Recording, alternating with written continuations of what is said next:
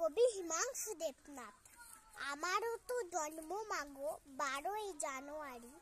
আমিও তো বিলের মতোই ভাষণ দিতে পারি। তবে কেন চাও না মাগো বিলের মতোই হই? কেন শুধু পড়তে বলো সিলেবাসের বই? কেন আমার বিলের মতো খেলাধুলায় মানা?